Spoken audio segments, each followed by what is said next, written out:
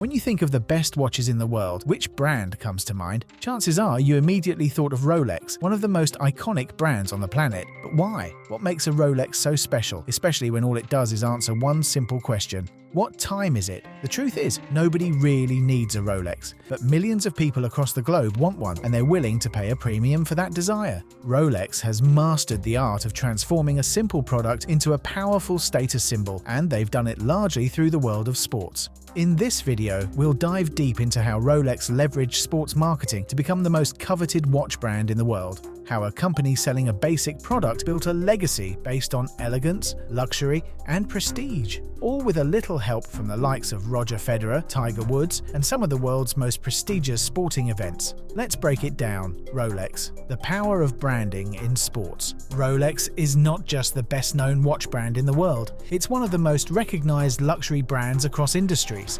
Headquartered in Geneva, Switzerland, Rolex is a leader in the luxury watch market, holding nearly 25% of the global market share in 2020, almost 3 times more than its closest competitor, exceeding $8 billion in 2020, with the brand alone valued at nearly $7.9 billion. It's the only watchmaker that made it onto Forbes' list of the world's most valuable brands. For a product that technically nobody needs, Rolex has managed to become a symbol of achievement, success, and aspiration. But this status wasn't created overnight. It took decades of innovative thinking, masterful storytelling, and strategic marketing to elevate Rolex to its legendary status today. The beginnings, Rolex's innovation and functionality. Rolex's rise to fame began in the early 20th century with a focus on functionality. Hans Wilsdorf, the brand's founder, introduced the world's first waterproof wristwatch, the Oyster, in 1926. This innovation set Rolex apart from competitors. A year later, in 1927, Rolex staged a pivotal marketing stunt. Wilsdorf asked British swimmer Mercedes Gleitzer to wear a Rolex Oyster while attempting to swim across the English Channel. The watch survived the 10-hour swim in perfect condition, proving its durability and waterproof features. This was one of the first examples of how Rolex used sports and extraordinary feats to build its brand identity. It wasn't just about making a watch, it was about proving that Rolex could endure the harshest conditions while maintaining its precision and reliability. Rolex's connection to sports only deepened from there. The brand has aligned itself with prestigious sports, tennis, golf, yachting, equestrian sports, and Formula One, choosing events and athletes that embody luxury, elegance, and high performance. Rolex doesn't need to sponsor mass-market events like football because the company focuses on audiences that are more likely to afford their products. Take tennis, for example. Rolex has been the official timekeeper of Wimbledon since 1978 and has partnered with tennis legends like Roger Federer. Federer, with his remarkable achievements and pristine public image, has been one of Rolex's top ambassadors for years. Each time Federer won a Grand Slam, he made sure to wear a Rolex during the trophy presentation, reinforcing the connection between extraordinary achievement and the Rolex brand. As Federer himself said, "Every time I put on my Rolex, it reminds me of those great moments." This strategy is no accident. Rolex carefully selects athletes who represent class, precision, and success. They sponsor not only Federer, but also golf legends like Tiger Woods and Annika Sorenstam, both of whom have worn Rolex watches while accepting their countless trophies. In sports like golf and tennis, success is often tied to discipline, skill, and refinement. All qualities Rolex embodies in its timepieces. The power of events. More than just sponsorship. Rolex doesn't just sponsor athletes, they sponsor some of the most prestigious events in sports. In golf, Rolex is a major presence at the Masters, the US Open, and the Ryder Cup. In yachting, Rolex partners with elite regattas like the Rolex Sydney Hobart Yacht Race. And in equestrian sports, Rolex is synonymous with the world's top competitions, including the Rolex Grand Slam of show jumping. But why focus on these particular sports?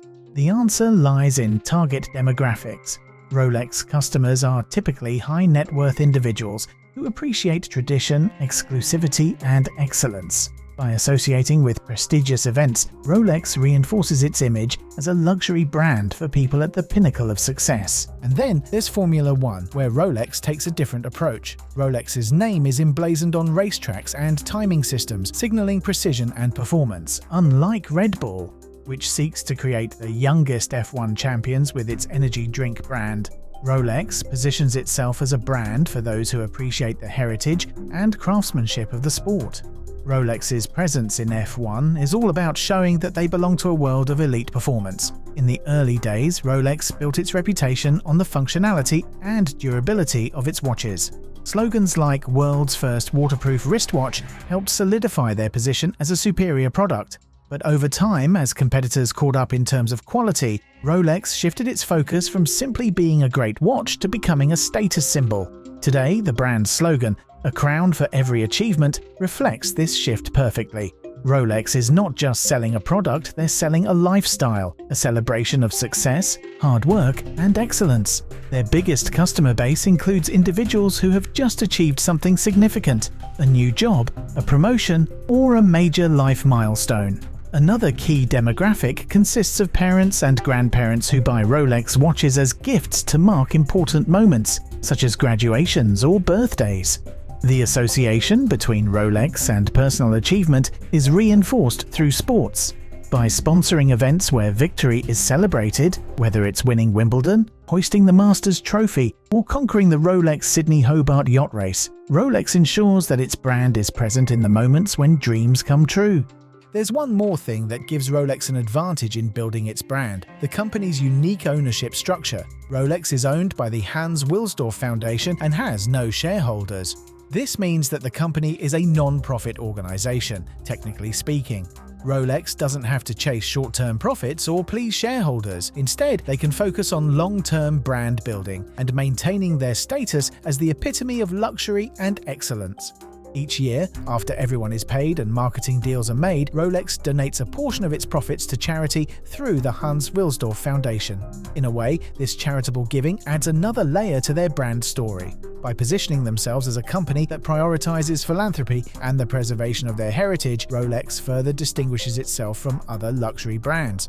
As technology advances and more people rely on smartphones and smartwatches to tell time, you might wonder if traditional wristwatches like Rolex have a future. But the truth is, the desire for status and recognition isn't going away anytime soon. As long as people celebrate their achievements, there will be a place for Rolex in the luxury market. Rolex's commitment to excellence, innovation, and storytelling has allowed them to stay at the top of the watch industry despite technological changes. By continuing to align themselves with the world's most prestigious sporting events and athletes like Federer and Woods, Rolex ensures they remain synonymous with success. The fact that nobody really needs a Rolex makes their achievement even more remarkable. Through their mastery of branding, marketing, and storytelling, Rolex has built a world where owning one of their watches is not just about telling time, it's about telling the world that you've made it. And there you have it. That's how Rolex used sports to build one of the most recognizable and coveted brands in the world. It's a lesson in how the power of storytelling, carefully selected partnerships, and prestige can elevate a simple product into something much more, a symbol of achievement and excellence. Thank you for watching. If you enjoyed this breakdown of Rolex's marketing strategy, be sure to like, subscribe, and stay tuned for more deep dives into the world of sports, luxury, and business.